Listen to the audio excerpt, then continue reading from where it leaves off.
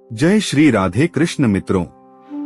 वृंदावन की पावन धरती पर सावन का महीना अपने पूरे यौवन पर था। चारों ओर हरियाली छाई हुई थी। काले बादलों से आकाश घिरा था और मंद मंद वर्षा की बूंदें वातावरण को और भी सुंदर बना रही थीं। कहीं मोर पंख फैलाकर नाच रहे थे तो कहीं वृक्षों की डालियों पर झूले पड़े थे। एक दिन श्री राधा रानी और श्री कृष्ण यमुना जी के किनारे बैठे सावन की सुंदरता निहार रहे थे। तभी राधा रानी ने श्री कृष्ण से पूछा। राधा रानी बोली, श्याम सुंदर, सावन का महीना तो बहुत ही पवित्र माना जाता है, लेकिन लोग सावन के सोमवार को व्रत क्यों रखते हैं? इस व्रत का वास्तविक महत्व क्या है? श्री कृष्ण मंद मंद मुस्कुराए और बोले। श्री कृष्ण बोले, राधे, सावन का महीना भगवान शिव की भक्ति के लिए विशेष माना जाता है। सावन के सोमवार को भक्त भगवान शिव का स्मरण करते हैं, जल अर्पित करते हैं और अपनी श्रद्धा के अनुसार व्रत रखते हैं। राधा रानी ने पूछा, क्या केवल भूखा रहने से ही सावन सोमवार का व्रत पूरा हो जाता है? श्री कृष्ण ने कहा, नहीं राधे, व्रत का अर्थ केवल भोजन का त्याग करना नहीं है। व्रत का सच्चा अर्थ है अपने मन को भगवान की भक्ति में लगाना और अपने भीतर के बुरे विचारों को त्यागने का प्रयास करना। यदि कोई व्यक्ति पूरे दिन भोजन तो छोड़ दे, लेकिन उसके मन में लेकिन याद रखना राधे, भगवान के लिए सबसे मूल्यवान वस्तु किसी पूजा की सामग्री से अधिक भक्त की श्रद्धा और निर्मल भावना है।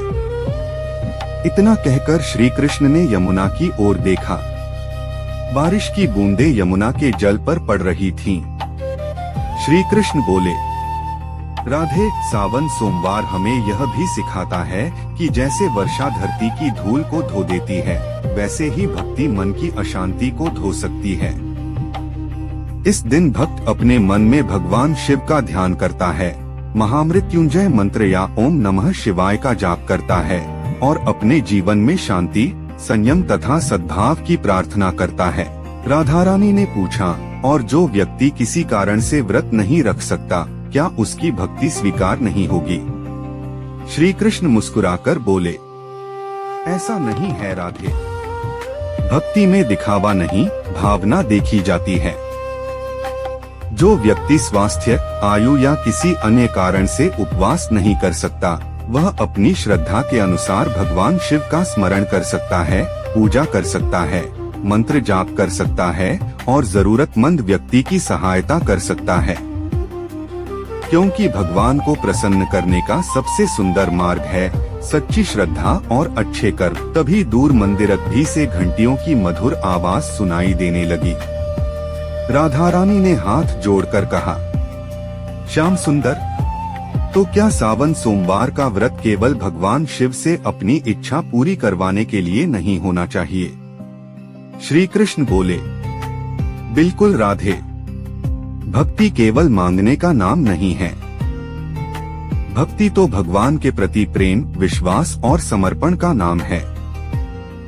यदि भक्त भगवान से कुछ मांगे तो सबसे पहले यह मांगे, हे प्रभु, मेरे मन को सही मार्ग दिखाइए, मेरे भीतर से अहंकार और क्रोध दूर कीजिए, मुझे सत्य और धर्म के मार्ग पर चलने की शक्ति दीजिए।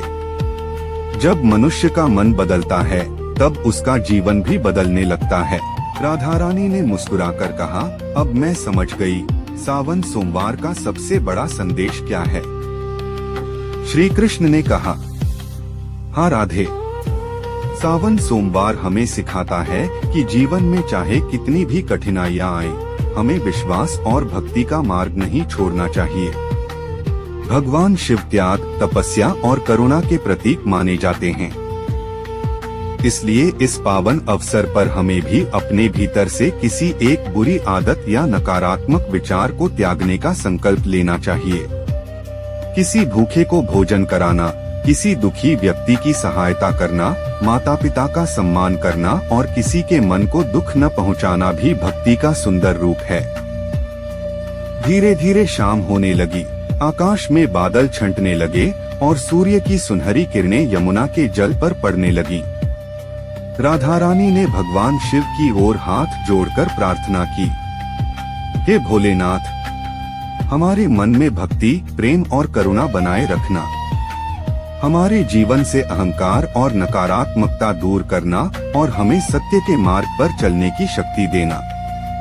श्री कृष्ण ने मुस्कुराकर कहा, जो भक्त सच्चे मन से भगवान का स्मरण करता है, उसके लिए हर दिन भक्ति का दिन है। और सावन सोमवार हमें इसी भक्ति, संयम और पवित्रता की याद दिलाता है। इस कथा का संदेश यह है, इस दिन भगवान शिव का स्मरण करें, अपनी श्रद्धा के अनुसार पूजा करें, अच्छे कर्म करें और अपने मन को प्रेम एवं करुणा से भरने का प्रयास करें। बोलिए हर हर महादेव। जय श्री राधे कृष्ण। अगर आपको यह कथा पसंद आई हो तो वीडियो को लाइक करें, अपने प्रियजनों के साथ शेयर करें और ऐसे ही भक्तिमय वीडियो के लिए हमारे चैनल को सब्सक्राइब जरूर करें। हर हर महादेव। राधे राधे।